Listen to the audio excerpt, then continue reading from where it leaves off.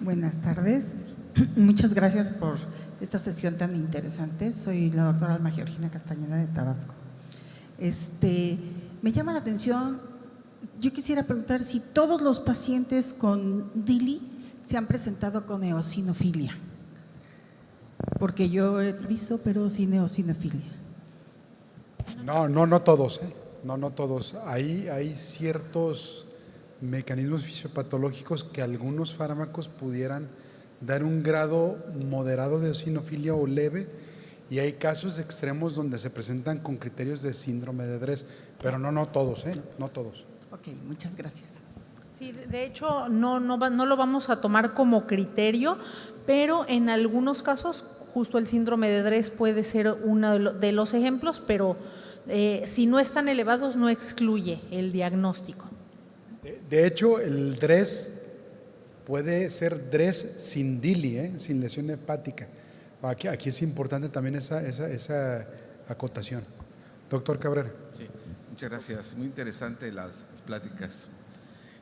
Preguntarles si han considerado en alguno de estos pacientes hacerles medición de crioglobulinas, tratando de buscar otro mecanismo fisiopatológico de estas enfermedades que a veces se correlacionan con situaciones de autoinmunidad, que es a veces, como ustedes bien han comentado, difíciles de caracterizar.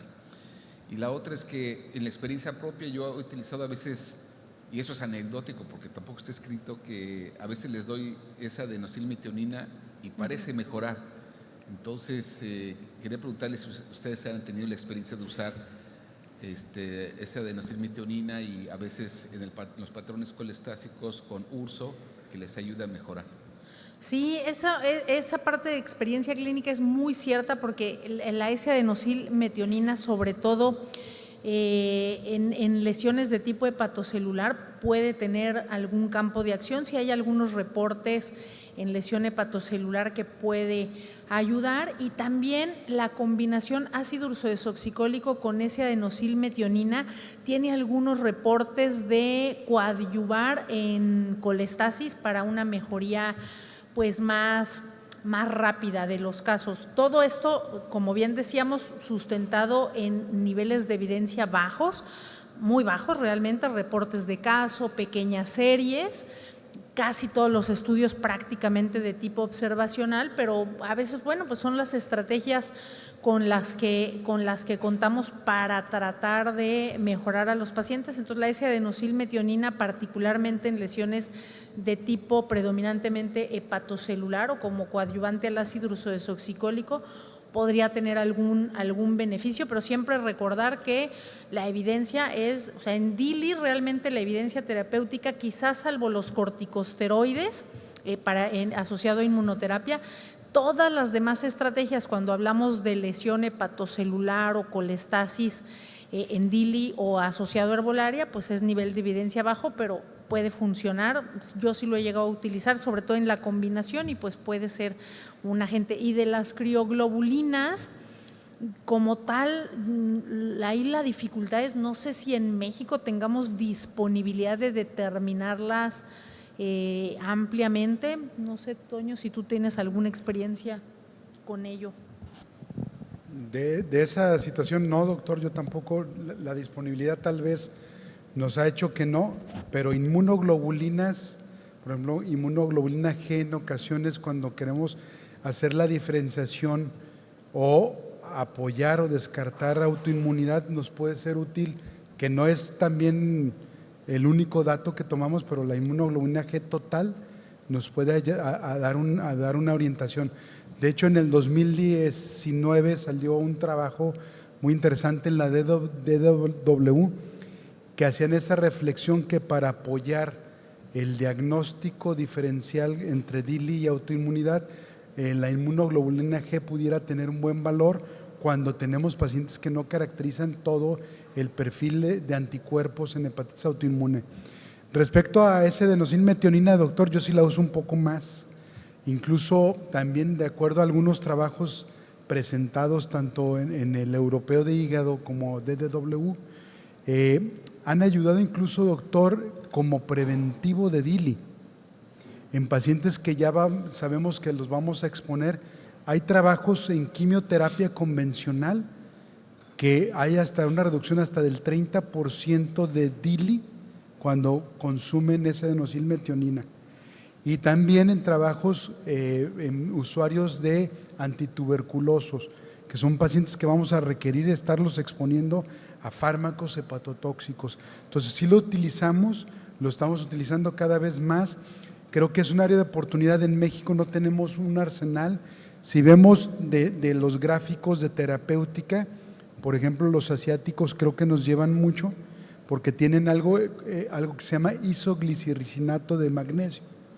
Y este es un fármaco que también ha sido muy útil como antioxidante, pero si vemos los mecanismos de acción, probablemente en ese involucro de especies reactivas de oxígeno como fisiopatología, y que ese adenosylmetionina nos va a ayudar un poco en ese sentido y también a estabilizar membrana celular, a evitar también que se acaben los depósitos de glutatión, pudiera ser una opción, incluso la N-acetilcisteína. Pero en México, para alcanzar dosis terapéuticas con lo que tenemos vía oral, N-acetilcisteína también nos quedamos corto. Idealmente la tendríamos que tener, por ejemplo, intravenosa, ¿no? Entonces tenemos como un poco las manos armadas y es parte de lo que queremos trabajar con esa guía clínica para ver lo que tenemos y lo que podemos hacer, ¿no? Y también estamos creando un poco más de evidencia. Doctor, adelante. Gracias. Gracias por los conocimientos que nos brindan. Yo tengo dos casos. Un caso en El Salvador vengo, nos pidieron interconsulta de una paciente joven que es grávida 1, estaba embarazada, último trimestre, y que empezó a presentar ictericia ella del tercer trimestre. Entonces, ¿qué hacer? Porque esta paciente se siguió observando, estaba tomando un antibiótico como el ácido amoxicilínico clavulánico, y la paciente empezó a presentar ictericia a predominio colestásico. ¿Qué hacer? La paciente evolucionó bien, se suspendió el medicamento, pero en el tercer trimestre del embarazo, ¿cómo abordar estos pacientes? Y el segundo caso que le quería presentar es un VIH con retrovirales y que también tenía tuberculosis. Empezó a presentar un cuadro directamente de DILI. ¿Qué hacer si no tenemos un tratamiento de segunda línea? Bueno, pues en el caso del embarazo, la alteración ocurrió en el primer trimestre, en el tercer trimestre. Yo creo que las poblaciones que usted nos presenta son un reto, porque tanto la embarazada como el paciente con VIH pueden tener un origen multifactorial. En la embarazada, particularmente en el tercer trimestre, por supuesto que si estaba tomando un agente con un potencial hepatotóxico bien demostrado, como el antibiótico, la amoxicilina con ácido clavulánico, definitivamente es algo que hay que sospechar, pero quizá aquí es muy importante hacer diagnóstico diferencial, o sea, otra de las causas adicionales a todo lo que hablamos que hay que excluir para llegar, valga la redundancia, a este diagnóstico por exclusión y decir es el fármaco lo que lo está ocasionando. En la embarazada tendríamos que agregar las patologías colestásicas propias del embarazo. Una muy importante en el tercer trimestre, pues por ejemplo tendríamos que pensar en hígado graso agudo del embarazo, en colestasis asociada al embarazo. Entonces ahí sí, junto con el equipo de gineco, determinar los ácidos biliares, etcétera, para ver que no esté cursando con una patología, por ejemplo, colestásica o hígado graso agudo del embarazo propio del embarazo, evaluarla de forma muy integral, ¿no? Si fuera lesión hepatocelular, pues descartar también un síndrome de HELP, etcétera. Entonces ahí se agregan, yo diría, diagnósticos diferenciales propios de la mujer embarazada que también deben entrar en este terreno de excluir potenciales causas. Y en el terreno del paciente con VIH, una de las cosas que también dificulta mucho, es decir, ¿es un fármaco lo que lo está ocasionando o es que dejó de tomar el fármaco? Porque luego los pacientes pueden tener mal apego, y particularmente en pacientes con VIH, a mí me ha tocado ver que de repente no tienen buen apego, a pesar de que el tratamiento es absolutamente gratuito y con ese sí nunca hay tema de disponibilidad, pero no lo toman y eso lleva a que muchas veces puedan tener manifestaciones, tanto hepáticas como sistémicas, de la propia inmunosupresión. Entonces ahí hay que pensar lo primero, investigar si están teniendo adherencia al fármaco, si sí la están teniendo, y ver cómo está el conteo de CD4, cómo está pensar coinfección con otros virus, buscar virus C, virus B, otros potenciales, y quizá algo muy importante es ver si además de los antirretrovirales, que al menos los esquemas que ahora por Sencida se prefieren, como el esquema que trae Victegravir con tenofovir alafenamida, suele ser bastante bien tolerado, pero los esquemas previos a este que llegaban a utilizar sí eran o era mucho más frecuente que interconsultaran por elevación de enzimas hepáticas o por algún tipo de patrón. Pero tenía tuberculosis, el problema es que Bueno, y tenía tuberculosis, entonces los antituberculosos sí están clasificados dentro de los que tienen mayor potencial hepatotóxico. Esa es una consulta muy frecuente de la clínica de tuberculosis. Oye, ya me elevó enzimas, le quito los fármacos, se los dejo. Entonces ahí un factor importantísimo de sospecha son los propios fármacos antituberculosos. Pero ¿qué hacer si no tenemos, para seguir el tratamiento con el tuberculoso? ¿Qué hacer si no tenemos de segunda línea? Si no tenemos tratamiento de segunda línea, ¿sí? ¿Qué hacer? O sea, no hay otra opción más que continuarle, porque si no lo va a matar la tuberculosis. Pues ahí sí estamos en graves problemas, porque idealmente sería buscar algún esquema alternativo. Y la otra es buscar estrategias justo tratar de dejar algo que pueda coadyuvar. O sea, por ejemplo, lo veíamos en el ejemplo de Glecaprevir, Pibrentasvir, pues híjole, no se lo puedo quitar porque si no, no se va a curar de la hepatitis C. Pues si es patrón colestásico, a ver, le voy a agregar ácido ursodesoxicólico a ver si me ayuda, o si es hepatocelular, le voy a agregar ese adenosylmetionina. Todo esto un poco como reporte en base a la experiencia. Nosotros lo que hicimos, ¿no? fue o en casos con el grupo de infectólogos es bajar la dosis de antituberculoso a dosis mínima. Entonces, hasta donde se podía controlar.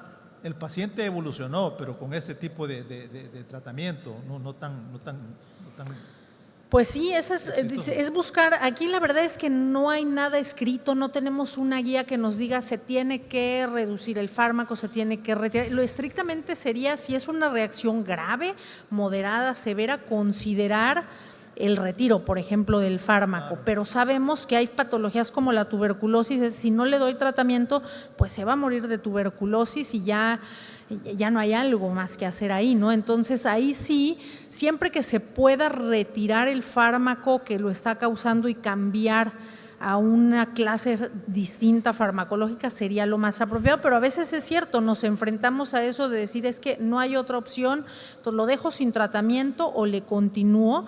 Quizá aquí pues puede ser tratar de ajustar la dosis, siempre y cuando no se pierda el efecto terapéutico que buscamos, y quizá, porque esto yo lo he visto mucho en el terreno de la oncología, hay incluso algunos reportes, los oncólogos están muy sensibilizados con el potencial hepatotóxico de los fármacos que utilizan.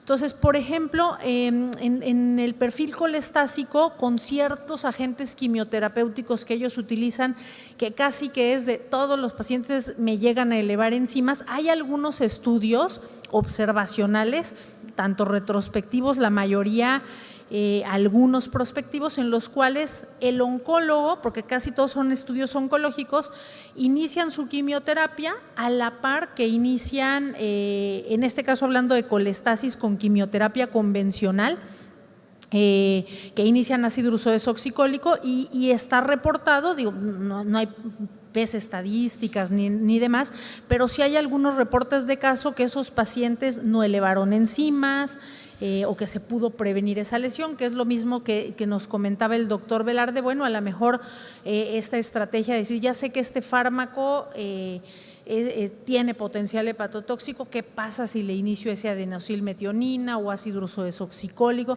Podrían ser estrategias que volvemos a comentar, están basados mucho en lo anecdótico, en reportes de caso, en pequeñas series, en estudios de tipo observacional, pero es justo lo interesante de este tema. Híjole, y cuando estoy ante el paciente como este caso, ¿no? Tengo los antituberculosos, no tengo otra alternativa más que continuar o suspender. ¿Qué hago? O sea, yo creo que la estrategia que ustedes implementaron pues fue buena, o sea, Evolucionó. buscar con el experto, el neumólogo, por ejemplo, oye, ¿hay forma de que no pierda efecto terapéutico si reduzco el medicamento? Ok, no, ¿sabes qué? Le tenemos que continuar las mismas dosis. Bueno, buscar alternativas que coadyuven en limitar el daño. No sé, Gracias. Toño. Gracias. Perdón, nomás dos segundos. El paciente con VIH nomás también hay que buscarle preexistencia de enfermedad hepática y una de ellas es esteatosis hepática metabólica, que tienen también, depende de las series, de un 30 a un 40% de lo que hemos encontrado de personas que viven con VIH tienen también esteatosis hepática metabólica que los puede predisponer a mayor lesión. Gracias. Doctora. Bueno, comentarles un caso que me parece importante, sobre todo porque estamos todos aquí, ahorita que todos queremos ser delgados. Me tocó una paciente de 55 años que al esposo le dieron linaglutida cada 8 días, oral, por resistencia a la insulina. Ya se enteró que ese medicamento la podía bajar de peso y se lo tomó cada 8 días, se tomó 4 dosis. Llegó al consultorio con diarrea y dolor y distensión abdominal y yo la veo amarilla. Y entonces le pregunto, ¿por qué estás amarilla? Y me dice, no, yo no estoy amarilla, no, está verde. Era por la linaglutida, la dejó de tomar, sí la tuvimos como 2 meses con elevación de bilirrubina, llegó hasta 14, con aminotransferasas elevadas. Ella es sana, no toma ningún medicamento, no es hipertensa, no es diabética, nomás un poquito gordita. Y bueno, a mí no me había tocado ningún caso con linaglutida, pero ahora la gente se lo toma a ton y son porque todo el mundo quiere ser delgado y se automedica. Entonces, quizás yo comentaré este caso para el auditorio precisamente porque nos va a llegar mucha gente con ese tipo de medicamento que se está aplicando, se lo inyectan y se lo toman en forma de automedicación. ¿Le fue bien? ¿Está bien? Y sí usamos ácido ursodesoxicólico y bueno, pues también le dimos acetilcisteína porque yo ya no sabía ni qué onda. Y otra pregunta, cuando te hacen colestasis intrahepática, ¿qué tan bueno sería utilizar la pentoxifilina? Pues pentoxifilina, yo no he visto así algún estudio realmente serio.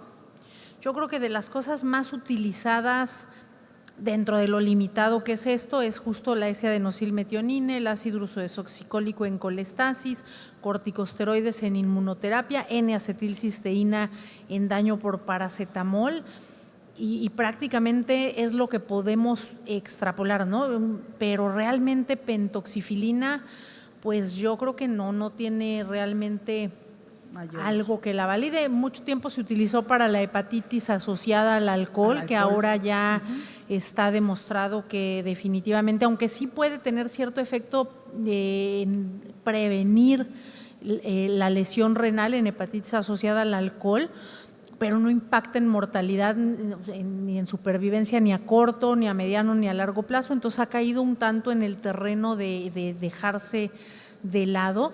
Y ese caso de liraglutida es interesante porque veíamos realmente que en LiverTox está, creo que hay 1 o 2 casos, son muy pocos casos, rarísimo, pero bueno, lo que decíamos, en daño idiosincrático, cualquier fármaco, absolutamente cualquier fármaco tiene el potencial de provocar hepatotoxicidad, ¿no? Entonces, aquí lo que está interesante, porque ahora para bajar de peso mucha gente excede las dosis. Las dosis, por ejemplo, de liraglutide son diferentes para control de diabetes que para los estudios que la han evaluado en pérdida de peso, o semaglutide, que es el que tiene estudios, por ejemplo, en diabéticos, en pérdida de peso, y tiene por ahí ya el estudio de hígado graso. Las dosis son diferentes para cada objetivo, entonces realmente aquí habría sido interesante ver pues qué tanto se sobredosificó, que eso pudiera haber explicado esas alteraciones, o si realmente fue independiente de la sobredosificación que la paciente hizo y se comportó como un mero daño idiosincrático, pero bueno, es algo que seguramente vamos a estar viendo, o que siempre hay que sospechar, porque a veces uno piensa, una aspirina puede ser totalmente inocua y no, realmente en daño idiosincrático cualquier fármaco tiene el potencial. Y otra cosa importante es que a veces hay pacientes, porque sí a mí me ha tocado casos que nos dicen, es que no puede ser el antibiótico, ¿no? Porque es que ese antibiótico yo lo he tomado otras ocasiones.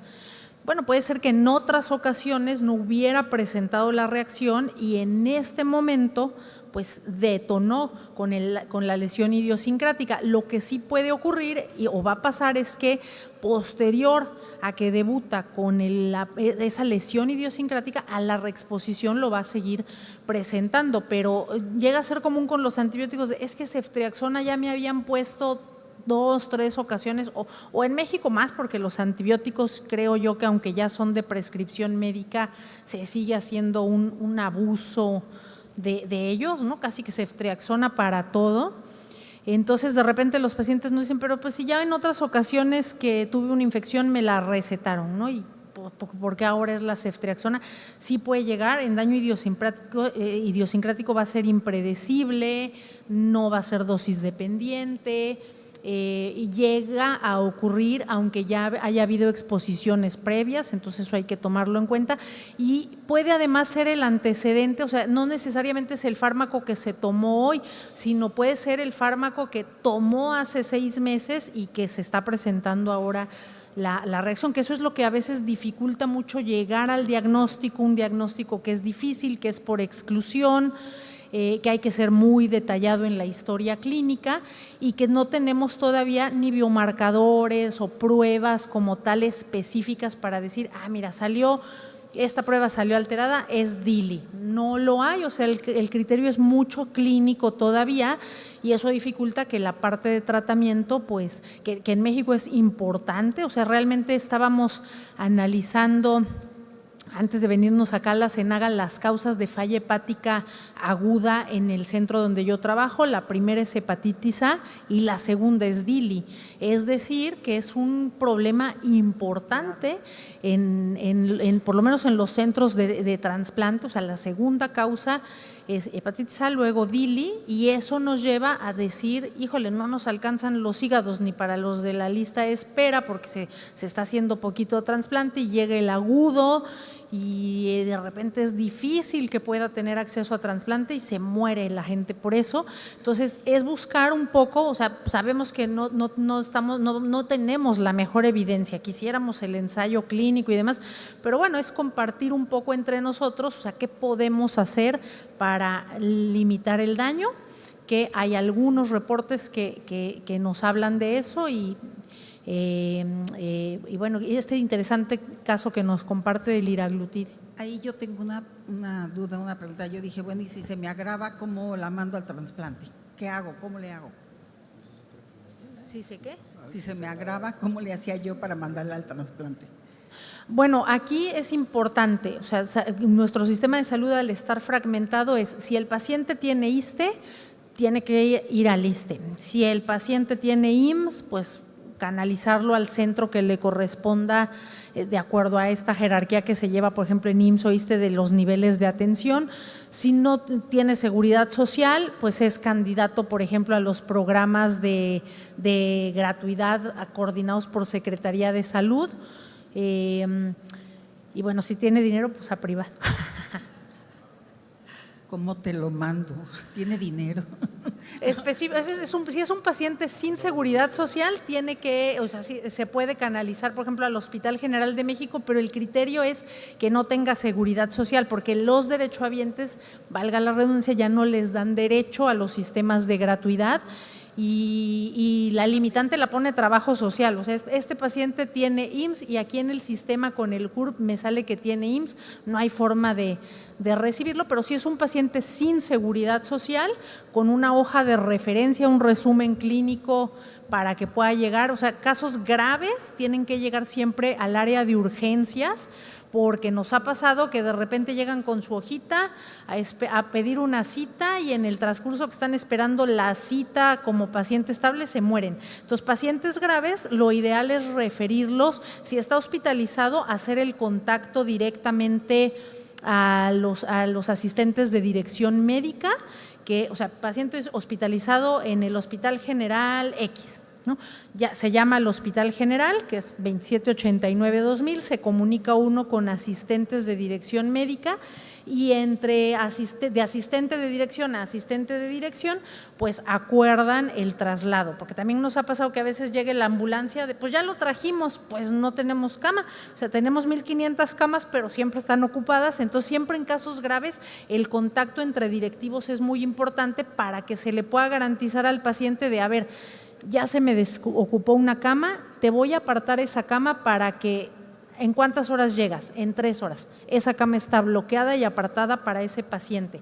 Si el paciente puede llegar por sus propios medios, porque no está tan grave, no está hospitalizado, pero es un caso con relativa urgencia, directo con un resumen llegar a urgencias, y si es un paciente estable, pues igual con un resumen, pero se va por la vía de consulta externa. Muchas gracias. Doctora.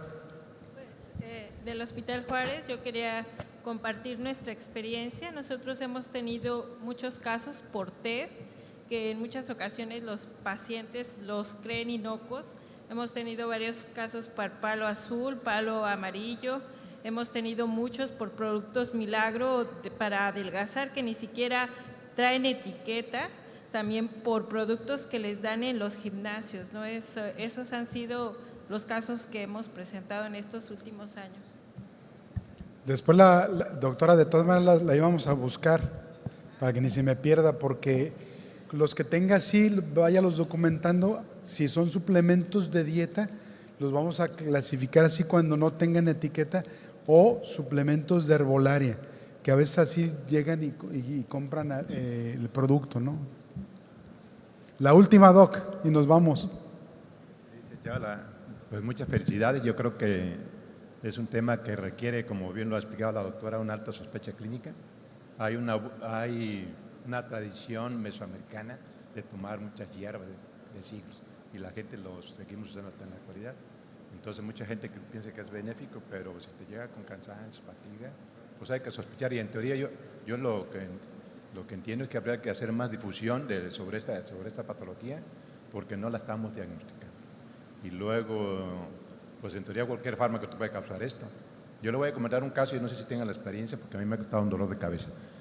Paciente, 38 años, asintomático, tenista, millonario, no toma ningún chocho, se va de vacaciones a Playa del Carmen a sus 10 años de luna de miel y al 4º día empieza con disnea, dolor cardíaco, lo tienen que traer en ambulancia aérea, lo traen en el Instituto de Corazón que tenemos en Querétaro y el diagnóstico fue una miocarditis con pericarditis.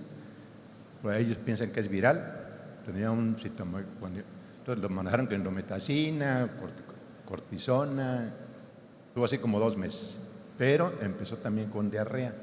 Entonces fue un gastroenterólogo allí y le dio medicamentos pensando que era infeccioso.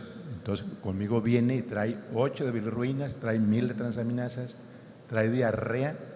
Y entonces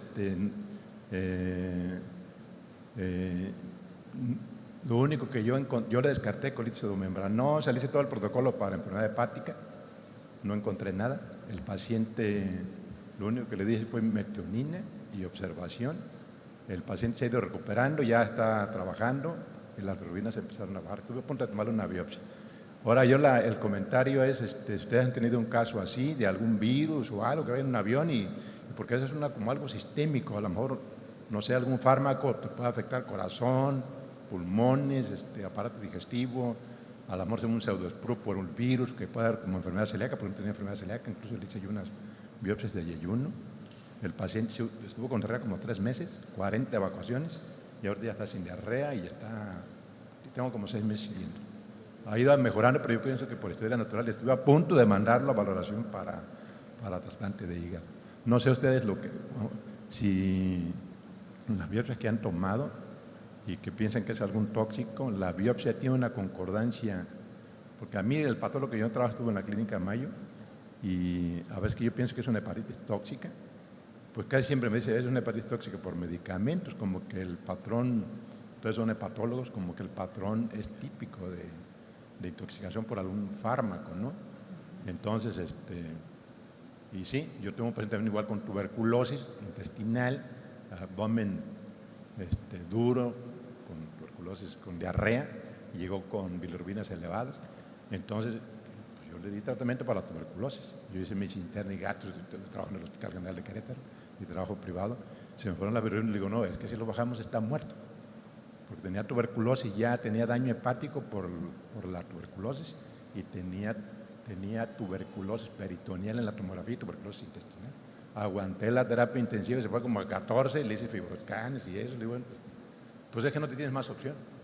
Entonces, si le bajamos el medicamento, lo que usted comentaba, pues se muere el paciente. Después, en la fase ya de mantenimiento, empezaron a bajar las bilirrubinas. Ahorita el paciente está asintomático y se recuperó del hígado al 100%. Pero yo no sé si usted ha visto algún caso como este de daño multiorgánico por SIDA.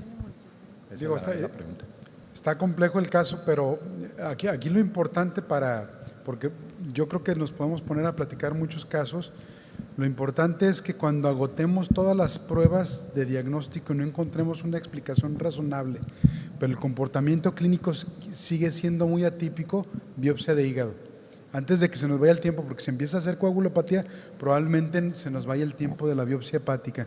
En este escenario, tal vez también virus E de Eduardo, en ocasiones no le prestamos atención, pero acuérdense que México sí tiene casos. Yo sé que en algunas regiones es complejo el diagnóstico, pero hay que agotar todas y si no, biopsia hepática. Yo creo que por cuestión de tiempo, pues nos vamos a seguir con el siguiente módulo. Agradecemos su asistencia y bienvenidos a este curso de posgrado.